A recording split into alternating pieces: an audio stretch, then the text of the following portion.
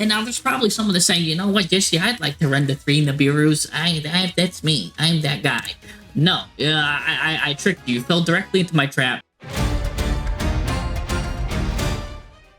Hello, mathematicians. So today we're going to be talking about how engines have been dominating hand traps. And what do I mean by that? Well, hand traps like Nibiru, Imperm, and Valor, if you've been living under a rock, their stock has been going down. Less and less people have been putting them in in their decks, and they've been failing, and it's no reason why. We're going to go over that because what's been on the rise lately, a lot of people are choosing to instead to stuff themselves with these engines. And the reasons why that their stock is going up is because they get a lot of value over hand traps. Now, let me just make a real quick caveat real quick. There are some hand traps that no matter what are going to be good, right? Like Maxi, Ash Blossom. Those are always going to be good. And actually, when we think about it, Ash Blossom's only good because it stops Maxi, right? And that's in Master Duel only. When you take away Maxi, Ash Blossom's not even in the question. There's a lot of people that did videos on why Ash Blossom is absolutely garbage. And I'm in that camp that I think Ash Blossom's garbage. You're just using it to stop Maxi, right? But if that wasn't there, we wouldn't be using that. With that caveat alone, let's look at these these engines real quick. Why are they so good, and why are we using these engines now over these hand traps? You know what I'm saying? Why are we replacing them, and why are they better? Well, let's just take one of these for an example. But the reason why, in general, is because they have much more utility, and on top of that, they're better going first than a hand trap is, and on top of that, they're even better going second than some hand traps. So let's just grab one of these as an example right now. We'll start with Nadir Servant. Now, for those of you that don't know what Nadir Servant does, let's take a look at this. Let's read it together as a family. You know what I'm saying? We're going to send one monster from our extra deck to the graveyard, then add a Dogmatica monster or a Fallen of Albaz from our deck or graveyard to our hand that has less attack or equal than that sent monster in the graveyard. And then from the rest of the turn, we're locked out of special summoning monsters from the extra deck. Normally, you're going to use this in ritual decks or decks that don't special summon from the extra deck, like maybe generators that much, or even Regenesis, right? Just something that's not going to really special summon that turn from the extra deck. Generators now actually kind of do like special from the extra deck. But anyways, going first, this is what we could do with Nadir Servant. We send Garura from the extra deck to the graveyard, which Garura, if you don't know, draws you a card. So already we're equal now. Nadir Servant just made us go equal. Then on top of that, we get to add Dogmatica Maximus because their attack totals is the same or less. 15, they're both at 1500. And then Dogmatica Maximus special summons itself by banishing that Garura, like poop, poop, get out of here, baby. And then that lets him send 2 more monsters from the extra deck to the graveyard, and your opponent has to send 2 cards from the extra deck to the graveyard. So in this example, I'm just sending Herald of Arclight and Tinklad, which, by the way, Herald would be able to get you a ritual monster too. So now you're getting like, what is that, like +1, +2, plus this can get you a Dogmatica card, like maybe at the end of your turn, so you can get Ecclesia, and Ecclesia can get Fluid of Ease if you're on that. So you're like up to +4 now. But like, oh no, Jesse, what about going second? What could we have done going second? Well, instead of doing that line, going second, you send Elder Entity Entis. What this does is now this creates a pop. This is going to send a pop with this. You still get to add your Dogmatica Maximus. So now you get to pop 1 card on the field. So, all right, we're getting some kind of board-breaking stuff, and then you send out Maximus. If you use his effect, and for some reason that goes off, right? Maybe you had Droplet in your hand or something, and you block your opponent's stuff. But if that goes off, now you can send something like Golden Cloud Beast and Aggregator from the extra deck to the graveyard. This makes a card on the field return to the hand from your opponent's side, and this negates a card your opponent controls. So it's like, oh my gosh, this 1 card can create so many layers of interaction, which is really good, especially if you're playing this wombo combo like kind of deck, because it makes it so that they have to use their interaction on Nadir Servant because they know what's going to happen. If they don't, they're going to get hit with all of this. So then they use their interactions on the Nadir Servant, and then what happens? Now you're free to combo off, right? So Let's use another example, Fiendsmith Engraver. I hope everyone knows what Fiendsmith Engraver does by now, but if they don't, I'm going to just go real quick. What you do is it lets you get a Fiendsmith trap by sending this to the graveyard, and then of course that lets you get Fabled Lurry, which that's a light fiend, so you go into the Fiendsmith engine, and basically bada bing bada boom, this guy comes back. Now you get to go into a Link 2. You get to now like Link Fusion Summon by going into this by shuffling some cards back. You shuffle these two guys back, and now you go into this guy revives him, and you go into like a a rank 6 monster. You can go into Link 3s. There's a lot of stuff you can do off of this one card. You get to go into some crazy stuff, like, and that's just like, this is just the tamest version I could find that could fit on a screen, right? Going second, Fiendsmith Engraver, right? All the same thing, but when you get to this spot and you have this guy out with this card, now what happens is, because this guy searches a card, you basically equip this to this. Now, this is a point of interaction because look at this. Target a Fiendsmith equip card you control and a monster on the field, send them to the graveyard. So boom, that's an interaction there. Then you can make like attach 2 of the cards to it and make a doomed dragon. Like there's all sorts of stuff. Now, would you rather one of these, and one of these, or 3 Nibirus? You know what I'm saying? And now there's probably someone that's saying, you know what, Jesse, I'd like to run the 3 Nibirus. That's me. I'm that guy. No, I tricked you. You fell directly into my trap because right now, maybe it's you're watching this from the future and Nibiru is a great card for the meta you're in. But right now, the meta is Ryzeal and Malice. They're everywhere, baby. They're like in 90% of the games, and they both are able to put up negates before Nibiru even comes off. And even if you do get it off, they get the combo off and still go. They can extend into oblivion. So no, don't use Nibiru at all. So that was just a trap right there. So if you said that, hopefully you're watching from the future where like a deck doesn't put up a negate by the 5th summon, which would be a really weird deck to do something like that. But anyways, let's talk about more more practical hand traps. What about the cards that just simply negate, Jesse? You're talking about the specific ones like Nibiru and all this stuff, right? Effect Veiler, Infinite Impermanence, right? Well, they target, so they're easily dodged. And what if you draw them going first or second, right? You know, Effect Veiler is maybe not that good. Would you rather, and then sometimes it hurts you, draw Effect Veiler off the top of your deck, or even Infinite Impermanence? While it's not the worst to draw off the top of your deck, you can at least get one thing out of the way. Wouldn't you rather see these guys at the start of your hand, or these guys be your top deck? You can go right into the Millennium Engine, or the new one taking the spotlight is Spetna here. Everyone's been talking about this Magistus engine. This engine's actually been really good, and if you don't know what this engine does, let's just go over this one slowly because this one's fairly new and a bit lesser known, and is actually really good. The more you look into it, you get to discard this card. Just simply throw it to the graveyard, throw it away, throw it to the garbage, then activate one of these effects. Add a Magistus monster from your deck to your hand. That's a big one right there, baby. Or you can half the attack of a monster your opponent controls until the end of this turn. That's also very interesting. You're probably going to do that part only maybe like 5% of the time, but that's still there. For like maybe like OTK decks or something, that's still there for like something. But you're pretty much going to always want to try to add a monster. But what's cool is you don't even need to do that. But let's just do the same analysis that we are going to do before. It's like, what can you do going first and going second? Because it can also banish, and it has a cool banish effect. But I'll talk about that on the going second side. So going first, what we're going to do is we're going to add a Magistus monster, right, by discarding this. And then what this guy does, he basically comes out in the field, and he can attach this Artemis to himself. And then when Artemis is attached, by the way, it can add a Crowley, and that could special summon itself when it's adding, like Poplar.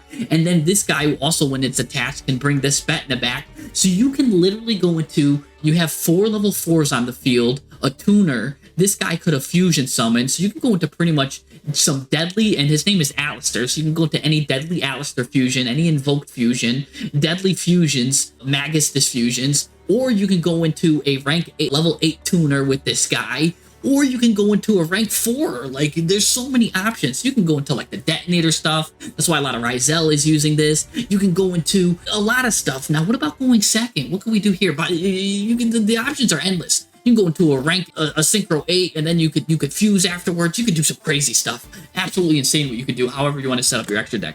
So now going second, right? Before I get those guys on the field, let's read what he could do here with the banish effect. Banish this card from your graveyard. Target a face-up monster you control. Equip a Magistus from your extra deck or graveyard to it. as an equipped spell. Okay, interesting. So you're going to try to add this guy again, right? You're going to try to add him. By the way, if that part gets negated, that's no biggie. You really want to just do this part anyway. So even if this part's not here, but let's say they let that go through, right? Because they really want to stop the meat and potatoes of your engine, right? They're scared you're playing Rise Zeal or something like that. So they got to let this go through. And then what does this guy do? Well, okay, you let this guy go through. He's going to attach something to himself. Now he's not going to attack Artemis. He's going to attach this card. You might say, what's this card do, Jesse? That text too small. All you need to know is that when this card is an equipped card, it's going to negate a monster on the field. So now you can negate one of your opponent's monsters with this card. So now, boom, you now got a monster negate. And then you could banish Spetna again to attach another card, this Nibiru. What does that do? It can destroy itself and in an opponent's spell and trap. So boom, now you got a monster negate and a spell and trap pop. Or you could just let her stay there and then you just move them both off the field and get a Doom Dragon, which pushes another monster into the back row. So absolutely devastating going second. So you kind of have to stop this effect from going off to adding. And then it's got that other effect where it can pick and choose what's going to want if you just summon a monster anyways. So really deadly going second, really deadly going first. Now, an astute person might be like, wait a second, look at this Crowley here. That looks pretty much like a Garnet. Jesse, where we have to sacrifice something here. It's not that good because we got to play a Garnet, and you're absolutely right. This deck would be played in 100%, or this engine, I should say, would be played in probably 100% of decks if it didn't require you to run a Garnet. But now, even Handtraps themselves have had Garnets, and that goes to the beginning of time, right? Psyframe Gear Gamma is probably the biggest Garnet because, one, it makes you run Driver, which was a Garnet. Then it limited it to 2, which just kind of felt like kind of bricky. And then it put it to 1, and it's like, ew, that's like really whack. And then, don't forget, it can also be a Garnet if you're going first because you need a monster effect, or you need to control no monsters. So then if you were going first and you made monsters on the board, then Gamma itself was a Garnet. But now that's an old card. Let's go into some modern cards here, right? Bada bing, bada boom here. Okay, Fuwalos can be a Garnet, the same thing. If you go first, Fuwalos is just dead in the hand. It doesn't do anything.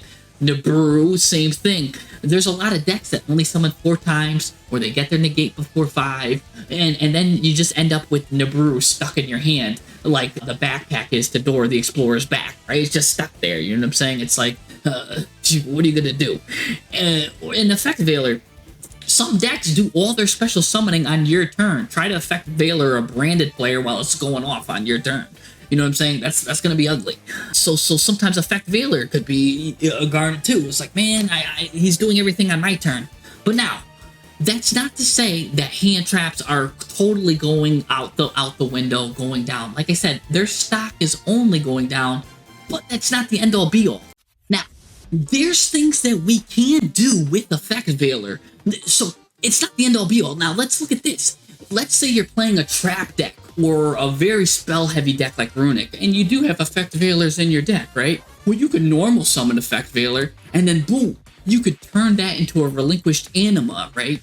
To try to grab and cause an interaction to steal an opponent's monster that he left in a prime position to steal. And then if they stop that, you could turn that anima into a Typhon and do some more interaction there, right? Because you're pretty much a trap deck or a spell deck anyway, so you're not really summoning monsters, you know what I'm saying? So you get some value there. Or, what's really interesting, if, let's say you're playing Blue Eyes, right? And you use the Wishes of Eyes of Blue, right? This lets you discard a card, add a level 1 light tuner, and a spell and trap that mentions Blue Eyes. Let's say you already got the tuner that you wanted to search for, which is that Maiden of Eyes of Blue or whatever, and she's already in your hand. But you get to discard a card, and now you get to add Effect Veiler. If you're using Effect Veiler like those 2 instances that I mentioned above, then yes, go ahead. Play Effect Veiler in your deck, and you're actually using it the correct way. In this instance, Effect Veiler would be great for your deck. And so again, it's not the end all be all. I'm not saying only run engines over Handtraps, right? Because It's very important, baby, that we squeeze all of the juice we can from our hand traps. You know what I'm saying? If you're gonna use a hand trap, make sure that we're squeezing all the juice we can and all the power we can get. So we can actually use all the power that the hand traps give us. Because if we're not doing that, then don't put the hand traps in your deck. You know what I'm saying? Anyways, real quick, because we've got a lot more to discuss here, but if you like these kinds of videos where we go in depth and talk about like advancing and making our decks better and better, then come subscribe, baby. What are you waiting for? Come at least like the video if you like math and stats, because that's what we do here, baby. Also, if you want to see some nut stuff, come see me on Twitch Monday and Wednesday about from 6 to 8. I'll be there, baby. JessePerezMath. I do some crazy texts and crazy stuff. But anyways, enough about the yapping. Let's talk about some people that are slapping the #1 global ranked player. Remember when, by the way, last year the #1 deck had 25 hand traps. 25 hand traps he was running, because he was running like Snake Eyes or something crazy like that. Well, now look, this guy's running a lot less. He's still running, again, the Ash. Only 1 effect failure, 2 imperm, you know what I'm saying, and 3 more charmies, but it's a lot less healthy. He's running this for Malice, you know what I'm saying, but he is running that engine. Same thing. The #2 player, and actually before I get to this guy, the #2 player, same thing. It's choosing not to run imperms, not to run effect failure. It's choosing to go droll instead. So they are mixing and matching. Like I said, it's not completely gone that we're using hand traps. It's just their stocks are heavily decreasing here, and they are using targeted hand traps instead. Like, so they're really just keeping the ones that they think matter. And look, even this one is good. This is kind of like a new one for them. And they're of course keeping the powerhouses here because their decks are affected by it, of course, by Maxi, what I mean by that. But look, this deck's choosing not to play. This is a go second deck too, by the way. This is a board breaking deck. And it's choosing not to play a go second hand trap, such as the Molcharmy, which is very interesting. But again, that's because it's choosing to play these engines, which has a lot of utility even going second, and it's even more valuable. It's choosing to play 1 nib, which I think it should take out personally. But hey, he got global rank #2, so who am I to discredit this guy putting that 1 nib in there? But anyways, they're running a little bit of that, but again, they're running the engines. Look at this guy right here, this mad lad, just running 2 maxis. That's it. 2 maxis is all I need because I'm playing lab. I got 37. I beat pretty much everyone in the game. I've got 37. His name is Duel, but look, he's not like Homer Simpson going Doe, because look at this. He's got the Backpack Jack, which is a level 1 monster, which, look at that, it can do that Anima into Typhon play I was talking about with the Effect Veiler. So he doesn't want to play Effect Veiler. He wants to do this because now on his opponent's turn, he could banish this, set his own trap up or whatever, and then use it that same turn. And that pretty much is an engine for him, right? That's kind of like his little engine. It's just getting this guy out doing that or whatever, you know what I'm saying? And it's just a solid engine. He's just playing a lot of traps and whatnot. So you could see there that a lot of people are decreasing the amount of hand traps. Again, last year we were using 25 hand traps, and that wasn't even counting stuff like, you know, the cross-out designator and what you call it, and this guy right here, the Called by the Great, they were using 25 hand traps. It was absolutely insane. Just seeing like it was just like Ghost Ogre, a Ghost Bell, Ghost Mama, Ghost Dada, Baby Shark, a Ghost, like every pretty much Ghost. If your name had the word Ghost in it, you were in the deck, right? That was a hand trap. Plus 3 times 3 imperm, times 3 effect veiler, times 3 nib. Like, it was just nuts. It was nuts. Anyways, let's actually show it in action and what I mean to it, and so we can kind of see it, because we're doing too much yapping. Let's do some slapping. Let's show some actual real game examples of how we're gonna do this. Oh, what do we got here? What do we got here? I had to get my controller, plug it in. I'm going first, and we're doing that Nadir Servant thing I was just talking about, baby. Nadir Servant, send that Garuru to the graveyard, draw me a card. Now we just want hand neutral. With Dogmatica Maximus comes out, we get to send 2 cards to our graveyard here. What I chose to send was Wind Pegasus Ignister, which will basically give interaction if they destroy anything on my board. I get to shuffle something back into the deck, so that's a little surprise because they always forget about that. And then I get a Gangrel too, which if here's something interesting: if a monster is special summoned by my opponent's activated monster effect, I can banish this card, special summon a dogmatical monster from my deck, or a Despia monster from my extra deck. So that's pretty cool.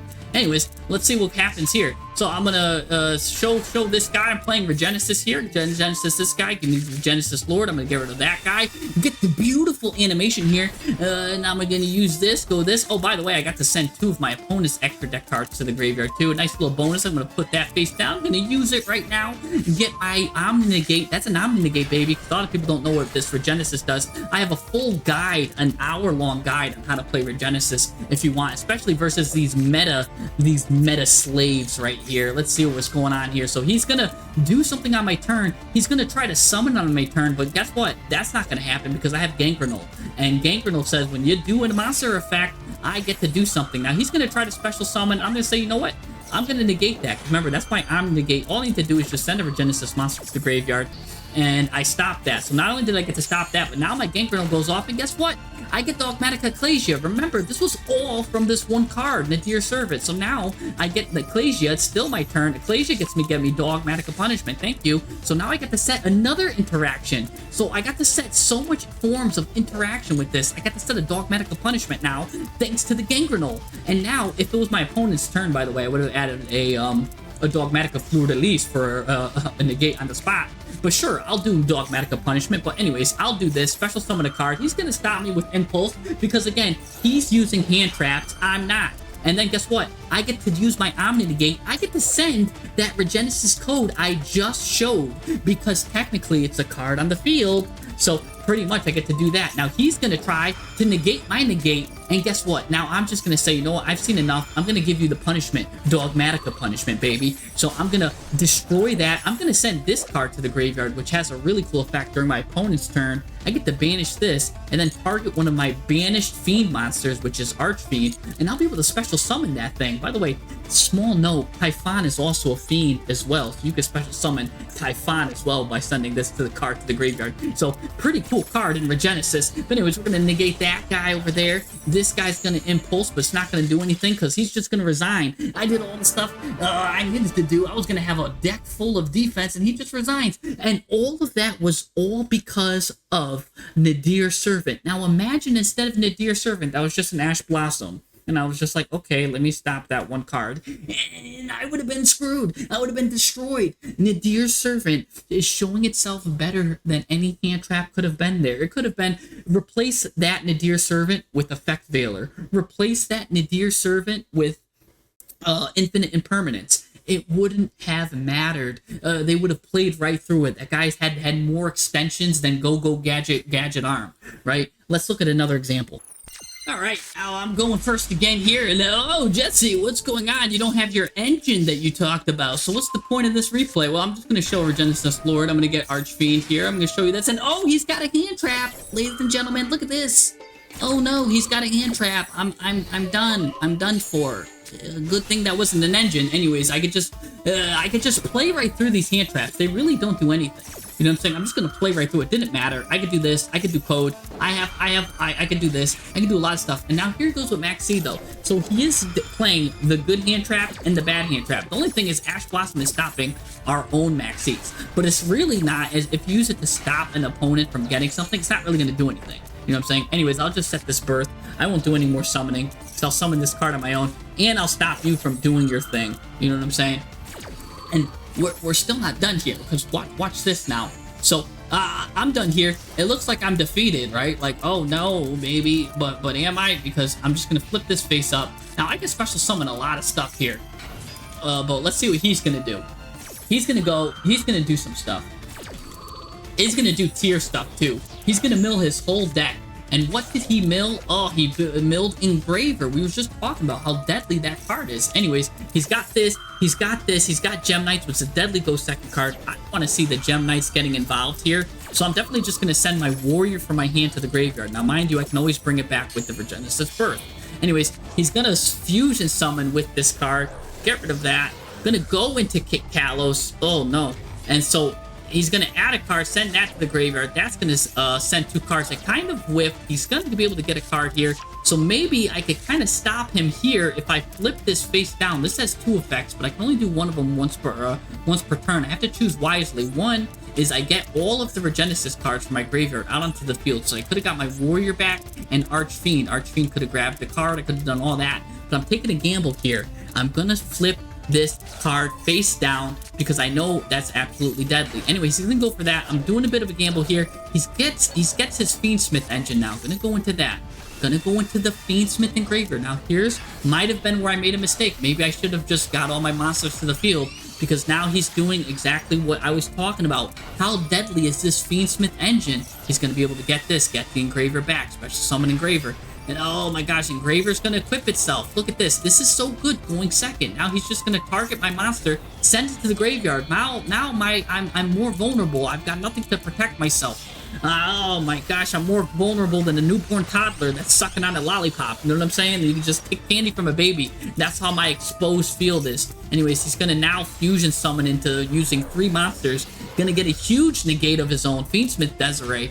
Fiendsmith Desiree is now he's going to go into something else. What? He's not done with me. He's having his way with me, and there's nothing I can do about it. He's going to go into a Gum Day, putting a Gum Day in here, getting that. That's going to send it to the graveyard, so this guy did something sick, was able to still get this card to the graveyard. Luckily for me, he whiffed on his, he was able to send 5 to the graveyard, and he whiffed on those. So luckily for me, that's gonna do that. But he's gonna get a lot of attack. They're gonna go to the battle phase. The only reason why I'm still alive is because the top card, 5 cards he sent to the graveyard were these whack hand traps. Because like I said, you shouldn't be playing hand traps. He just sent 4 out of 5 of those cards were hand trapped or something ridiculous like that. Anyways, he missed the boat on the hand trap thing. Even though he is playing, notice this, the hand traps aren't doing anything. What's doing all of the work for him is the engine, the little engine that could. He took me down to 700 life. Now, if he had more engine in there, like if he had more of the Gem Knight stuff going on or more stuff like that, he would have been in a real good situation.